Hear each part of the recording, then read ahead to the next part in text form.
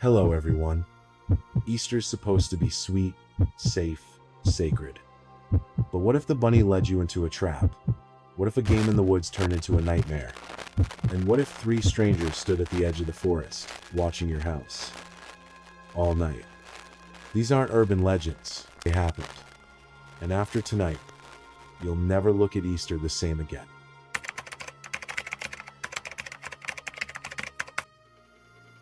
I was about 6 or 7 when it happened. It was Easter Sunday, big day for my family.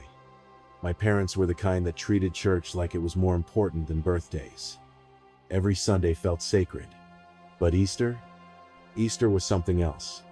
That morning, our church St. Mark's was packed. The service was long, filled with music and scripture. I didn't mind though. I actually liked the peace of it. Afterward, like always, my parents walked me downstairs to Sunday school. The basement was cheerful. Pastel streamers, paper cutouts of lambs and crosses, bunny ears on the teachers. It felt like a holiday party. Our class was coloring pictures of Jesus rising from the tomb, and I remember the air smelling like crayons and glue. That's when I felt it. The pressure in my stomach. The kind you can't ignore. I raised my hand and asked to use the bathroom. My teacher, Miss Donna, nodded. The hallway was quiet, long and dim, lit by buzzing fluorescent lights. The bathrooms were at the very end, right beside a heavy gray door that led outside. We were never supposed to use that door, ever. But I wasn't thinking about that. I just hurried into the boys' room, shut the stall, and sat down. That's when I heard it. A slow, metallic scraping, coming from the stall beside mine. Not footsteps, not a flush. It was the sound of something dragging, scraping along the inside of a metal door. And then, silence. I held my breath. The scraping stopped. Everything was still. Too still. Then came a soft, rustle-like fabric shifting against plastic. I leaned ever so slightly, trying to peek under the stall wall. That's when I saw it. A foot, covered in filthy, off-white fur. My stomach dropped. It wasn't a shoe. It wasn't a kid. It was something else. The foot shifted. A faint grunt followed. Then click. The stall next to me creaked open. I stood up fast, shoved the lock, and opened my door. My heart was thudding so loud it drowned out everything else. As I stepped out to wash my hands, I glanced at the mirror and froze. He was standing there, halfway out of the stall. A man in a full Easter bunny costume.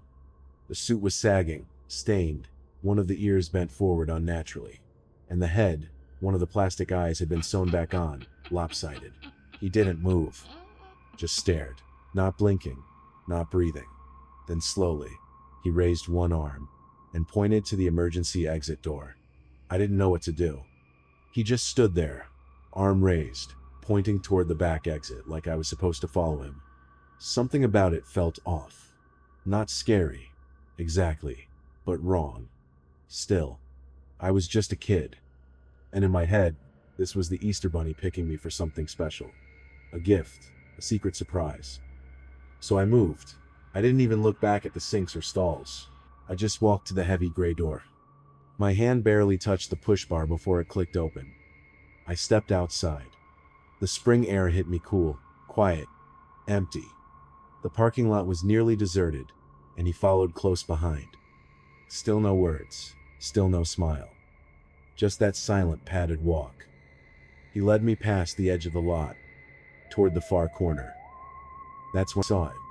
A second Easter bunny, standing beside a parked car near the dumpster. That's when something inside me said this isn't right. We were halfway across the lot when he finally spoke. His voice came from behind the mask, muffled, but clear. "You're the lucky child," he said. "I have a gift for you outside." I stopped walking, just for a second. His words didn't scare me. Not yet. But something about the way he said it, the slow, deliberate tone felt heavy. Too serious for a costume bunny. He reached out and gently took my hand. His glove was soft, but beneath it, his grip was firm. Too firm. I followed him again, past the edge of the parking lot, where the lights didn't reach. Back near the dumpsters, half hidden by scraggly bushes. sat a dark car I hadn't seen before, and standing beside it was another Easter bunny. Identical suit, same drooping ear, same crooked, stitched-on eye. They didn't speak to each other. They just waited. I slowed down, staring between the two of them. The gift didn't feel magical anymore. It felt like a trap. The second bunny didn't move. He just stood there, arms at his sides, staring. Same saggy suit, same crooked eye. But something about him felt worse. More real. More dangerous. I stopped walking. The bunny, holding my hand, tugged gently, like trying to pull me forward. But I didn't move. My heart was racing now. Something deep in my chest screamed, "This isn't a game. This isn't right." Then, out of nowhere, a scream. It sliced through the air like a siren. A woman's voice, sharp, panicked, loud. "Ethan! Hey! Stop!" I turned. Miss Donna was sprinting across the church lawn, her arms waving, her voice cracking with fear. The bunny dropped my hand instantly. He bolted. The second one dove into the car, engine already running. I ran faster than I ever had, straight into Miss Donna's arms. Behind me, tires screeched. The car sped off, vanishing around the corner. But just before it disappeared, I swear I saw a child's face in the back seat. Miss Donna wrapped her arms around me as I reached her, nearly knocking us both over. She kept glancing over my shoulder, her voice shaking. "Are you okay? Who was that? What happened?" I couldn't speak. I just turned my head, and that's when I saw it. The car, already rolling backward, sped toward the lot's exit. But in that split second, through the back window, I saw something. A face, pressed against the glass, small, pale, eyes wide. Another child. For a moment, we locked eyes. Then the car vanished around the corner. Miss Donna pulled me back toward the church, shouting for help. Doors flew open. Adults poured out. Everything became noise voices, running feet, confusion. Someone called the police. Another ushered me inside. But I couldn't stop thinking about that kid. Because no one else saw them. No one believed me. And to this day, I don't know what's worse. That no one found them, or that I was almost next. The police showed up within minutes. They took statements from everyone: Miss Donna, the pastor, my parents, and me. I told them everything. The bunny costume, the voice, the car, the other child. I described the man the best I could. But they said there were no missing kids in the area. No security footage. No tire marks. Nothing to go on. Just my word. They filed a report, followed up once, then stopped calling. But I couldn't let it go. Because whoever those men were, they knew the church. They knew about the emergency door. They knew when the hallway would be empty. They knew exactly where to park and how to disappear. And that haunts me. I'm older now, but every year when Easter rolls around, I feel it. The memory, the smell of that old costume, the crooked eye, the voice. You're the lucky child. No one else saw what I did, but I remember, and I know they'll try again.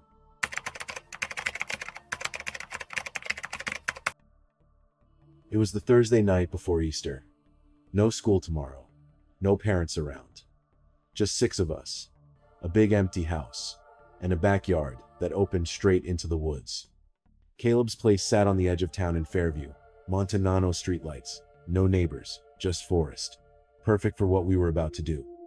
We'd created our own Easter tradition over the past few years, part manhunt, part egg hunt. 2 teams. Flashlights off. Seekers had to find hidden eggs and tag the hiders before time ran out. We'd played it a dozen times before, but this time felt different. Maybe it was the silence in the woods, or how dark it was without a full moon, or maybe it was just me. My team, Jordan and Caleb, was on the seeking side. We scattered into the woods the second the timer beeped. I veered left, flashlight in hand, but kept it off. The trees were dense, shadows stretching in every direction. I moved slow, listening for any crack of a branch or breath of movement. Then, I saw something. A figure crouched behind a tree, about 20 feet ahead. Didn't move. Didn't twitch.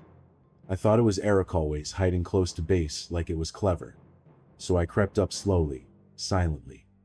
And when I lunged forward and tapped his shoulder, yelling, "Gotcha!"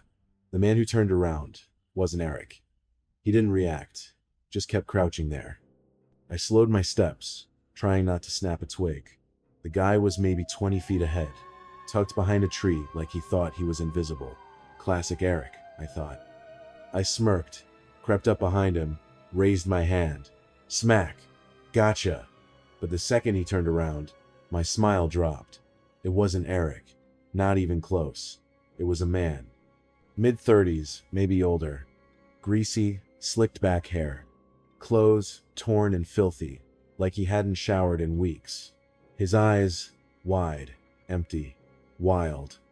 For a second, we just stared at each other. Then his expression twisted, and he lunged. I hit the ground hard. His hands wrapped around my throat before I could even scream. He didn't say a word, just pressed down hard. The wood spun around me. My arms flailed, trying to grab something, anything. This wasn't a game anymore. I was going to die in the dark. His fingers crushed my throat. No sound came out. No air. The weight of his body pinned me to the forest floor, cold dirt pressing into my back, his sour breath inches from my face. I kicked, clawed. Nothing worked. My vision blurred at the edges, black creeping in like ink spilled in water. Then a flash. A beam of light danced through the trees, footsteps crashing through leaves. The man's grip loosened. His head jerked toward the light, and just like that, he let go. He bolted silent, fast melting into the woods like he'd never been there at all. I rolled over, choking, gasping, my chest heaving like I'd just broken the surface of water. Footsteps came closer, Jordan. Eyes wide, flashlight shaking in his hand. "Dude, what the hell happened?" I couldn't answer, because I realized something that chilled me more than anything. He wasn't trying to scare me. He was trying to end me. Jordan grabbed my arm as I staggered to my feet. "I saw him," he said, breathless. "You're not chasing that guy. No way." Part of me wanted to make him pay, but my legs were shaking. My chest still burned. He was right. We rushed back to Caleb's house, crashing through the trees without a word. The others were waiting near the back porch. When they saw my face, the mood shifted instantly. I told them everything. The man, the attack, the look in his eyes. Mason kept saying, "No way, no way." Vince just stood there, mouth open. Then Eric spoke.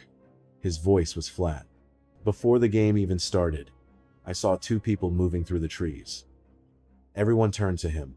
"They weren't us," he added. "They were way too far off.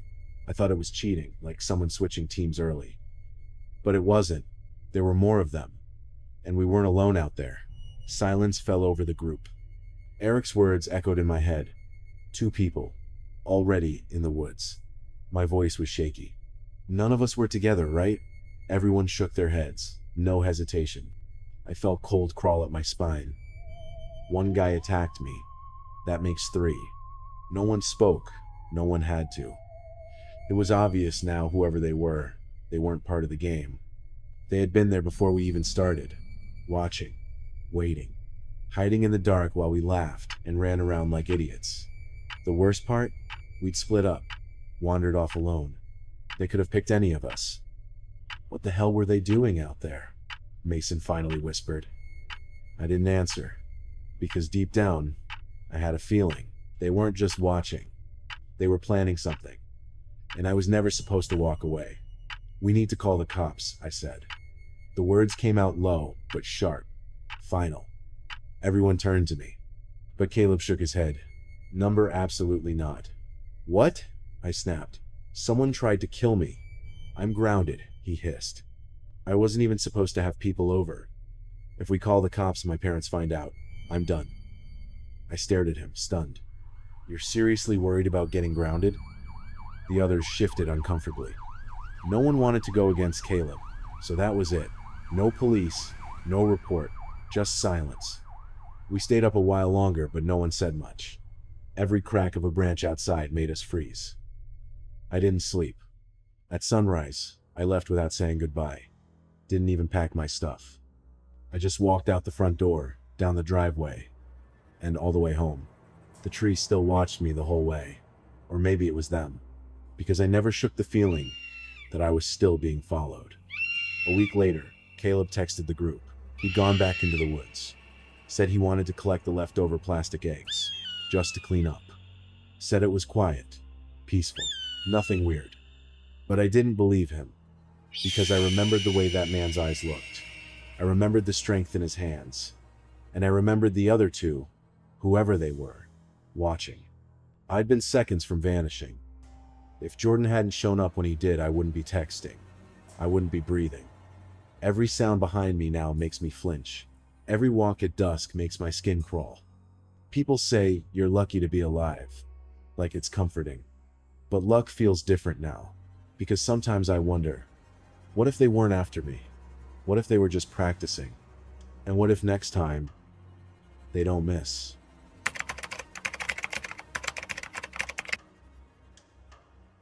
Easter at Uncle Ray's had never been my favorite tradition. Maybe it was the location deep in Pine Hollow, Oregon, where the forests were thick and the silence was heavier than the air itself. Or maybe it was the family. Everyone was outdoorsy, loud, sunburned, and barefoot.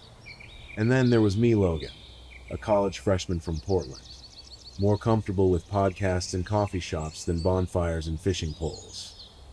Still, we made the trip every year. And every year, I felt like a stranger in someone else's holiday. The only person who didn't make me feel out of place was Kevin, me cousin, 2 years older, chill, sharp, and quietly protective. He got me. Saturday morning, while the rest of the family hunted eggs and grilled over open fire, Kevin found me in the basement playing pool by myself. "Want to go for a walk?" he asked, like he always did. And like always, I said yes, more out of boredom than interest. We cut across the field behind Uncle Ray's house, stepped over the low fence, and disappeared into the woods. At first, it was peaceful. Just the sound of birds and the soft crunch of pine beneath our boots. But the deeper we went, the more I realized how far we were from anyone who could hear us scream. Kevin led the way, moving like he'd done it 100 times before. "I used to come out here all the time as a kid," he said, brushing low branches aside. "There's this old path nobody really uses anymore. Come on." We left the beaten trail, dipped into denser woods. The trees grew tighter, older. The light barely touched the ground. For a while, it was just us and the sound of leaves crunching beneath our boots. But then, something changed. Thump. We both stopped. Thump. It came again, loud, slow, deliberate, like something heavy slamming against wood. Then, a pause. Thump. Kevin turned toward the sound. "That's not an animal," he muttered. We didn't speak, just listened. It kept going, rhythmic, echoing through the trees. I felt my skin tighten, not from cold, but from something deeper. Like whatever was making that noise wanted to be heard. Kevin didn't hesitate. "Sorry," he said quickly, grabbing my sleeve. "We'll head out." The man didn't blink, didn't move, just kept staring with that hollow, fixed gaze like he was memorizing us. We turned, walked away, slow at first, then faster. Branches clawed at our jackets as we pushed back through the brush. But the feeling didn't leave. You know that sensation when you know someone's watching you? It was like that, but heavier. Halfway back, I made the mistake of looking over my shoulder. He was still there, still watching, not following, not hiding. Just standing between those trees like a shadow stitched into the forest. Kevin saw him too. I could tell by the way he picked up the pace, muttering under his breath. We didn't stop until we were past the fence, the field, the back deck of Uncle Ray's house. But even then, I swear, I still felt his eyes. I barely slept that night. Every creak of the floorboards, every gust of wind outside the cabin made me flinch. By 5 a.m., I gave up. Uncle Ray had a small reading loft on the 3rd floor, a quiet little space with a window that overlooked the backyard and the edge of the woods. I crept up there with a blanket and a book, hoping for a distraction. But then, I saw something. A flicker. Soft. Orange. Moving. I leaned toward the glass. At the tree line just where the forest swallowed the field stood 3 figures. Each held a burning torch. Each stood perfectly still, and each one faced the house. They weren't talking. They weren't moving. They were just watching. The torches glowed like eyes in the dark, pulsing in the morning fog. I couldn't look away. I didn't blink, because I knew they were looking right at me. I stumbled backward from the window, heart racing. "Uncle Ray," I shouted down the stairs. "Someone's out there, 3 of them." He didn't ask questions. Within seconds, he was at the door in boots and flannel, loading shells into an old shotgun. "Stay inside," he said. He stepped out onto the back porch, gun raised. But they were gone. No torches, no figures. Just fog and trees and silence so thick it hurt. Ray scanned the tree line, breathing heavy. Then bang, bang, bang. The shots cracked through the valley. Lights flicked on upstairs. Footsteps, voices. But by the time everyone gathered, there was nothing left to see. And Kevin went to check the edge of the woods. All they found were footprints, scattered, faint, leading nowhere. No sign of fire, no sign of war. Wat had been standing there. But I knew, because I saw them, and they saw me. We left that afternoon. No one said it out loud, but Easter was ruined. The egg hunt was canceled. The barbecue never got lit. Everyone packed in silence. Even Kevin didn't joke like he normally would.